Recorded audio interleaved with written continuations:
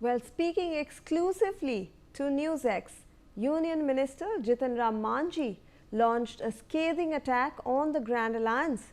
He said that the alliance is falling apart like pieces of glass, unable to be reunited even if one wishes to. He called for Chief Minister Nitish Kumar to be made the NDA's CM face, saying that doing so would benefit the NDA in the elections. He also said that the allegations Prashant Kishore is making against the BJP are devoid of any truth. Let's listen in. Bihar में चुनावों की सरगर्मी है और कोई नेता अगर साफ तौर पे कहें कि साफ गोई से बोलते हैं और हर चीज़ पर क्लैरिटी से जवाब देते हैं तो वो जीतन राम मांझी हैं, केंद्रीय मंत्री हैं, पूर्व मुख्यमंत्री हैं। हम उनसे बात करते हैं। सर, अब तो चुनाव की बेला है, प्रचार चल रहा है, किस तरह का माहौल लग रहा है?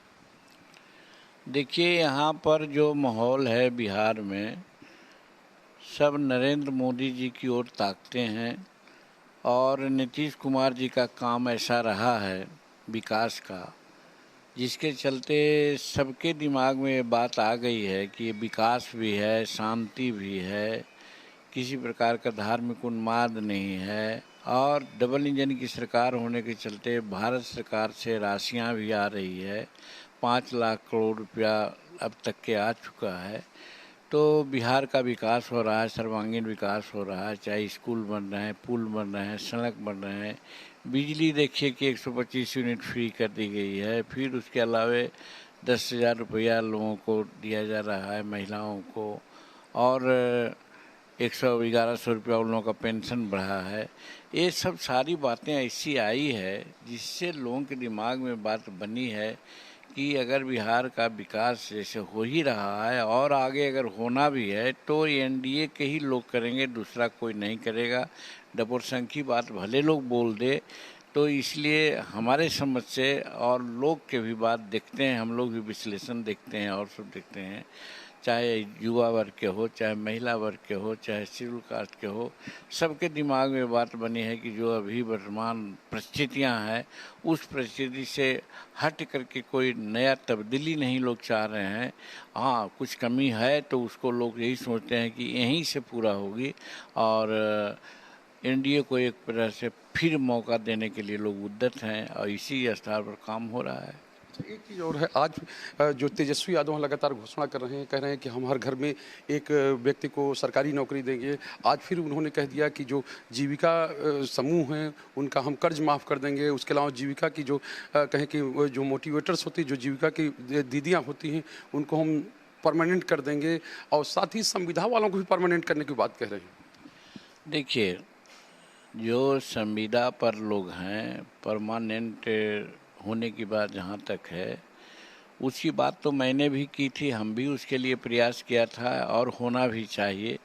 अगर उसके लिए वो सक्षम थोड़े हैं, वो सरकार में आ रहे हैं क्या, वो तो झूठी कोरी बात कर रहे हैं। जहाँ तक रही अन्य सुविधा देने की बात, तो बिहार का बजट को भी देखना होगा। हर घर में नौकरी देने का मामला है और लोगों को जो अधिक पैसा देने की बात कर रहे हैं, तो जितना वो करते हैं, एक विशेषज्ञ में अभी बतलाया है कि 7 लाख करोड़ रुपया की आवश्यकता होगी। बिहार का बजट ही है 3 लाख और 16,000 करोड़। तो वैसी परिस्थिति में जब हमारी बजट ही है जिसका दुगना वो लाएंगे, कहाँ से लाएंगे, कहाँ से बजट आएगा, तो ये सब सोचना होगा। एक चीज़, दूसरी चीज़, ये बात तो सही है कि अगर इस सरकार यहाँ पर बन जाती है एनडीए के अलग, तो भारत में एनडीए की सरकार तो अभी नहीं जा रही है, वो तो है। तो जो अभी डबल इंजन की सरकार है और भारत से सहायता मिल रही है, वो सहायता से तो जरूर वंचित हो जाएंगे। तो एक तरफ उधर रकम की वंचित होगी और दूसरी तरफ इधर बजट की बात कर रहे हैं, दोगुना तेगुना की बात। तो ये मेरे समझ से है अव्यवहारिक बात है, सिर्फ लोगों को बरगलाने के लिए ऐसी बात कर रहे हैं। और लास्ट जो लोकसभा का चुनाव हुआ है उसमें संविधान खतरा में है करके लोग को बरगलाया गया है और उसके चलते सीट कम आई है एनडीए को। आज भी उनको वही समझ में आता है कि हम ऐसी ऐसी बात बोल देंगे तो यहाँ के लोग बरगला जाएंगे, लेकिन उनको न समझ में आ रही है बात कि जो भारत के राजनीति है और बिहार की राजनीति है उसमें मतदाताओं का इतनी ज़्यादा डेमोक्रेसी में पैठ हो गई है, इतनी गहराई तक लोग चले गए हैं कि अब सब बात को समझने लगे हैं। और तात्कालिक बात तो त्वरित की बात है, संविधान खतरे में करके उन लोगों ने एक तरह से भरमा दिया। और अब इस प्रकार का अव्यवहारिक बात बोल करके अगर भरमाएंगे तो बिहार की जनता उनके कहने में नहीं आ रही, उन पर विश्वास नहीं करेगी। इसलिए जो भी वो लोग करेंगे या बोल रहे हैं वो अव्यवहारिक बात है और यहाँ की जनता उस पर विश्वास नहीं कर रही है। एक चीज़ और है, महागठबंधन में अब चूंकि सेकंड फेज का भी नॉमिनेशन खत्म हो गया, अब जो नाम वापसी का समय चल रहा है, लेकिन अभी तक सहमति जो है वो बन नहीं पाई है, मीटिंग पे मीटिंग हो रही है। देखिए, आज नहीं बहुत पहले भी हम लोग कहे थे कि एनडीए के जो लोग हैं उनका विकास है कि जो ध्येय है, उद्देश्य है, कार्य प्रणाली है, वो डिपेंड करता है कि कैसे बिहार का विकास करें। नरेंद्र मोदी जी कहते हैं कैसे देश का विकास करें। और ये जो इंडिया के लोग हैं जो विरोधी दल में आते हैं उनका कोई मुद्दा नहीं, सिर्फ मुद्दा है कि साहब हमारा नेता कौन होगा, हम मुख्यमंत्री का कैंडिडेट कौन होगा, इसकी लड़ाई वहाँ है जहाँ वेस्टेड इंटरेस्ट है। और यही कारण है कि आज तक सहमति नहीं बनी है। कहीं कहीं 15-16 जगह एक दूसरे से टकरा रहे हैं। तो उन लोग तो बहुत पहले से हम लोग कहा है कि उन लोगों में सहमति नहीं बनेगी। कांच के शीशे के तरह लोग टुकड़े टुकड़े हो जाएंगे जो कि फूटने पर कभी एक साथ नहीं होता है। तो आज मोर और लेस स्थिति इंडिया गठबंधन के लोगों का यही है। इसलिए कोई कहे उसका कोई मतलब नहीं, मतलब सिर्फ यही है कि स्वार्थ के लिए उन लोगों का मत फुटवल है।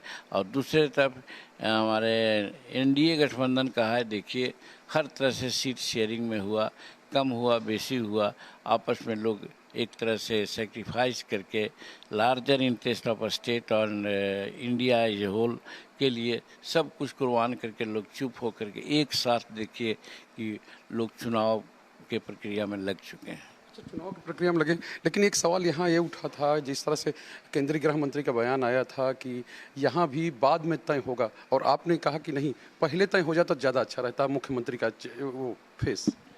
देखिए, मैं तो यही कहता हूँ कि अमित शाह जी तो केंद्रीय नेतृत्व के मूर्धन्य नेता हैं, उनकी बात प्रामाणिक मानी जा सकती है। लेकिन मेरा कहना है कि एनडीए में डेमोक्रेसी है।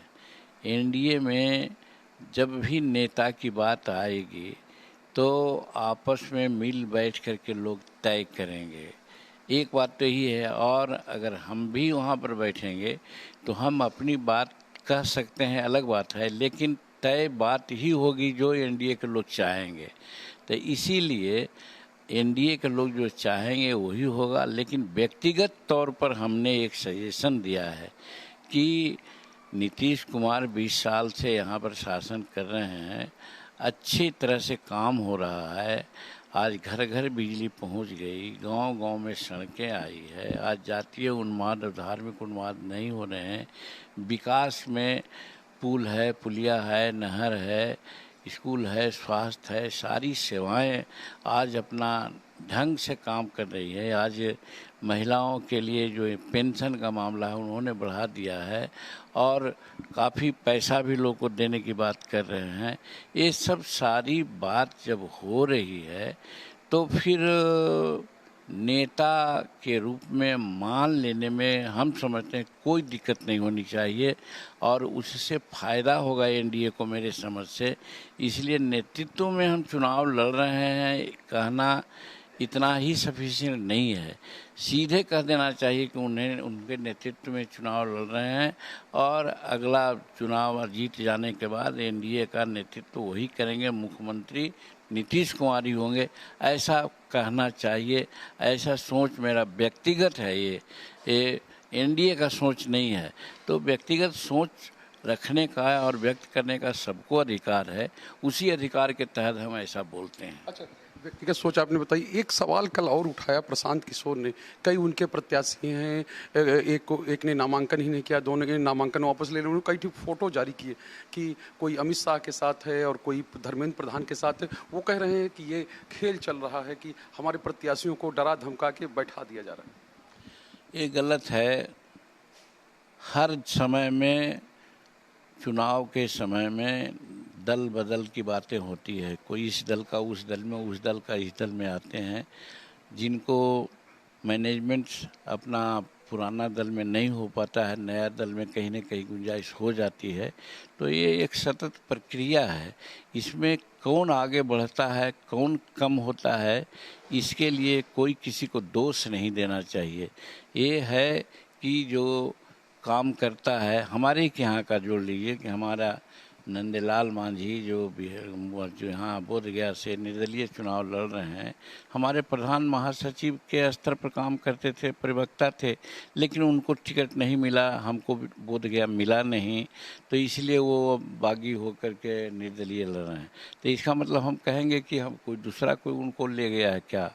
तो मेरा कहने का मतलब है, ये अपना जो उम्मीदवार होते हैं उनकी अपनी सोच होती है, अपना वेस्टेड इंटरेस्ट होता है, अपना भविष्य देख करके लोग ऐसा करते हैं। इसमें कोई पॉलिटिकल पार्टी का हाथ नहीं होता है। इसलिए जन स्वराज में भी बहुत से लोग गए हैं, इधर से लोग जन स्वराज के लोग इधर आए हैं, लोजपा और राजद के लोग भी इधर उधर आए हैं, जदयू के भी लोग इधर उधर आए हैं, भाजपा के लोग भी आए हैं। तो इसका मतलब लोग कहेगा कि अमुक आदमी ऐसा कर रहा है, अमुक पार्टी ऐसा कर रहा है। सो बात नहीं है, ये एक प्रक्रिया है और सभी चुनाव में ऐसा होते आया है।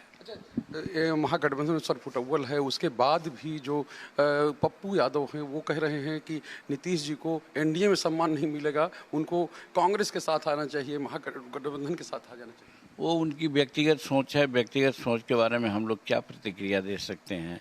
और जहाँ तक नीतीश कुमार को हम लोग जानते हैं, नीतीश कुमार मंजे हुए पॉलिटिशियन हैं। और एक कहने का मतलब ये नहीं है, कभी ये सोचा नहीं जा सकता है कि एनडीए का बहुमत नहीं आ रहा है। एनडीए का बहुमत आ रहा है। नीतीश कुमार को किसी की ज़रूरत नहीं है और वो अपना पूर्ण बहुमत से सरकार बनावेंगे। सवाल सर, बस एक लास्ट सवाल है सर। अच्छा, तो ठीक है, मांझी जो हैं उन्होंने अपनी राय रखी और ये कहा कि किस तरह से एनडीए में, अगर उनकी व्यक्तिगत राय है कि नीतीश कुमार को अगर चेहरा बनाया जाए तो शायद एनडीए को ज़्यादा फायदा होगा। कैमरामैन कृष्णा के साथ शैलेंद्र, इंडिया न्यूज, गया। Meanwhile, on the 25th